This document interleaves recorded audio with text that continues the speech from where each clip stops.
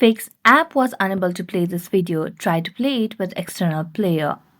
Hello everyone, welcome to this channel. I'm Emily and I'm here to help you out today. So without any delay, let's get started. So first of all, make sure that you have stable Wi-Fi connection. After that, launch the Play Store application and search for Telegram.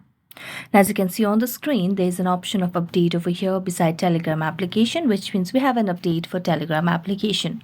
So tap on update and get your Telegram application updated to its latest version. Now, as you do that, you can just go back and then make a long press on Telegram application.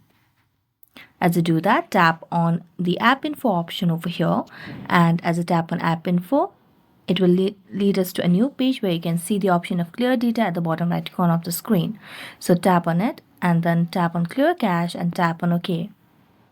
Then all you have to do is tap on app permissions and make sure that you toggle on all the required options over here. Now just go back to Telegram application and relaunch it and your issue might be fixed. So thank you so much for watching this video. See you next time.